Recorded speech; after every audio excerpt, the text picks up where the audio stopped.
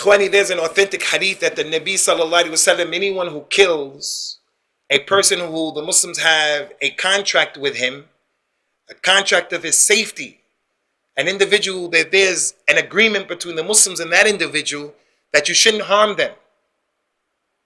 Whoever does that and he kills him, he won't smell the fragrance of Al-Jannah. And this is something that the Khawarij of the past were guilty of, and they made it part of their religion. They made it part of their religion. And all you have to do is really just look at the history of Islam. There's too many examples. There was a companion, his name is Khabbab ibn Arat, radiyallahu anhu. He was from the poor Muslims, the Misakeen of Mecca, like Bilal, like Abdullah bin Mas'ud, like Ammar, Yasir, Sumayya, radiyallahu anhum ajma'in. The Nabi was at the Kaaba. Khabbab came and said, Ya Rasulullah, فَلَا تَدُوا اللَّهَ لَنَا أَفَلَا تَسْتَنصُرُ لَنَا. Why don't you ask Allah to help us? Why don't you ask? They're killing us to do it. Rasulullah was at the Kaaba. He sat up. He said, you know, there was a man from the people from before. They would dig a hole. They would put him in the hole. They would slice his body in half. That wouldn't cause him to leave his religion. He told them about the sabr of those people of the past. He said, but you people mustajilun. وَلَكِنَّكُمْ تَسْتَعْجِلُونَ. Don't be in a rush. This man, Khabbab, his son, his name was Abdullah. Abdullah was traveling with his wife who was pregnant. And he wasn't against the Khawarij, and he wasn't for anyone. He was just minding his own business. And they caught up to the man. And when they caught up to the man, they put pressure on him to either support them or to make his position clear. He didn't say anything against them. He was just praising the companions. You know, they killed that man right in front of his wife. And then after killing that man, his wife who was pregnant, they cut her stomach open, killed her, cut her stomach open, and then killed the baby. And they called that jihad. He's the son of a companion.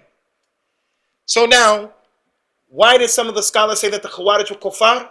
The Prophet said that the dogs of the hellfire, sallallahu alaihi wasallam, they started a tafarruq during the time when it's unacceptable. And they make istihlal of the dima, the dam, the blood of the Muslims. They make it permissible to shed the blood of a person who he's in a contract with. Who is the mu'ahid? Who is that individual? He's that individual who in the Muslim world, he comes to our country and we give him a contract when he comes, the visa and everything. He's going to work for us in our country. He's going to work in the Muslim country, Pakistan, wherever he is, he's going to work for us. While he's working there, because he's a non-Muslim, Khawarij take that guy, the journalist, they take an individual like that. He has nothing to do with anything. It has nothing to do with the American policy. It has nothing to do with the foreign policy of the West. Nothing. But because he's from America, because he's from Britain, they make it permissible to kill that individual. And they say, America killed him. America killed him. We didn't kill him. America killed him. Hey, the Quran and the Sunnah and the Waqi' say, you killed that man. He said, no, America killed him. How did America kill him? You know, indirectly. They're bombing us. They're killing us. Nah, ya akhi, you killed him. You killed him. You killed that individual. So it's not permissible. That's the mu'ahid. The mu'ahid are us, we, the Muslims. We come to these people's country. We come to their country. Our parents came to this country. They came legally. They found themselves here. They became citizens of this place. They got indefinite remain to stay. Whatever their visa is, they're students and they're here. You came here with a contract. And the contract is you're going to follow the law. Universal laws. Don't break the law. Speeding law. Don't steal the money from the people. Don't do these things. And definitely don't murder people. Don't kill people. So the Nabi sallallahu alaihi wasallam said, anyone who has a contract with another individual who the Muslims are supposed to be protecting, he won't smell the fragrance of Al-Jannah. And there was a lady, Hani. Hani was an important lady from the companions. She used to wash the dead bodies of the women. She used to help them to deliver babies. She used to give the khitan of that time. She did a lot of stuff. Hani, when the Prophet conquered Mecca, one of her relatives came to her and said, Hani, save me. Give me your protection. She said, okay, I give you my protection. I'm telling the Muslims, all you men, I'm a woman. She's a woman. All you men, I'm giving him a protection. Just as Abu Bakr can give him, Umar, Uthman, Rasulullah can give him protection. That means you don't do anything. Hani said, okay, I protect you. The Muslim men said, we're going to get him. Who are you, some lady giving the man protection? We're going to deal with him. When the Prophet heard that, she came and said, Ya Rasulullah, they're not respecting the fact that I gave him protection. And Nabi says, sallallahu alayhi wa sallam, whoever Hani protected, I'm protected. So the Nabi didn't allow the Muslim men, sallallahu alayhi wa sallam, wa radiyallahu anhum, to transgress against the non-Muslim at that time, that a woman gave him her word, her promise of protection. Ya ayyuhalladhina amanu awfu bil uqud. Take care of your contract. You came here. You can't do that kind of stuff. Muslims don't do that. Even if non-Muslims treat us in that type of way. On the internet, YouTube.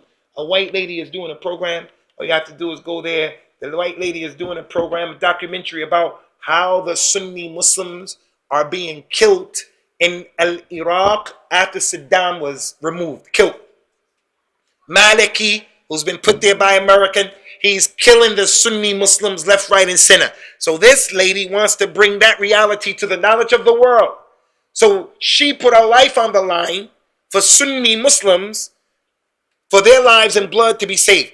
Now, it was dangerous for her. Some of the people grab her, kidnap her, take her as a captive.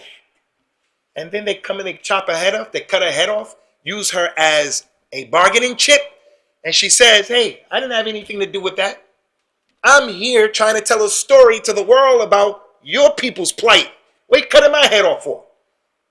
So those two other journalists, Ikhwani, yes, I'm going to say, our brothers in Palestine, the way they're being killed is brutal and it's not acceptable. But the Muslim is held to a higher standard. It's not permissible to kill people like that. People who come to this country or people who come to our Muslim countries and we've given them an agreement and a contract. Yawmul Qiyamah, the Prophet is going to be a khasam for people like that. Because they used to do that in Jahiliyyah. In Jahiliyyah, the man say, you, come. Tomorrow I want you to come and you're going to have lunch with me tomorrow. Make a nice lunch for you.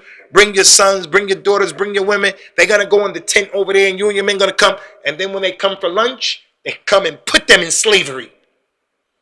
Me and my boys, me and my crew, we come tie them up, put them in slavery. And we'll take them to the marketplace or somewhere and we'll sell them as slaves.